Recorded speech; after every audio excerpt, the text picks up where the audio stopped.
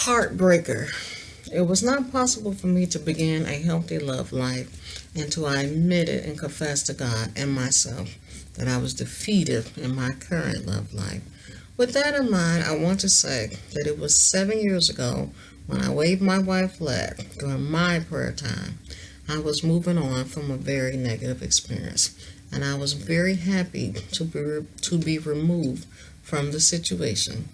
I was relieved to be separated from the bad, but at the same time, I was hurt.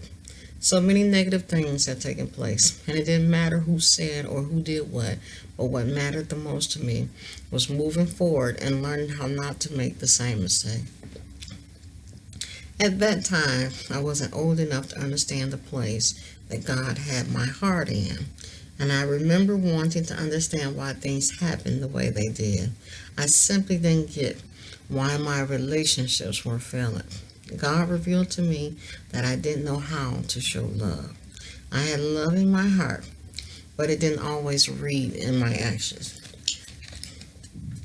I was down, but at the same time I was lifted up because I had hope. I knew in my heart that I was a young girl and that my future was bright. So I began to pray for God to teach me how to love. It was important for me to not focus on things that had taken place. It didn't matter if it was my fault or not. What mattered to me was learning how to love. In my innermost being, I could feel God's sadness, and I could sense Him reminding me of all the things He had told me to do in order to have better relationships. But I didn't obey the things that He had told me. I learned very quickly that every relationship must work the way God designed it. Lesson 1 was always remember the importance of choosing good people to be in relationship with. We have the power to choose. And whatever we choose, whether it's good or bad, we are the ones who have to put up with the people. Well, how could I choose good people if I was unhealthy?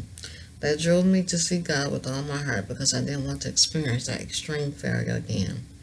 People don't come into your life directly, but we make choices. And sometimes after time passes, we realize that what we saw or what we wanted in that relationship was not feasible to have. If you have made bad choices like me, I suggest you pray and ask God to help you because the relationship can be saved, but it is a personal choice for every person involved to make. Most of us established relationships before we began to serve God, and those choices were our choices. And maybe we made some good choices, and maybe we made some bad choices. It doesn't matter what category you fit in, because when God begins to change our lives, we begin to discover that our destiny is totally different than the life we created. He will work out every detail of our life in order to ensure that His will be done. No matter the situation, have faith in God and trust in His word.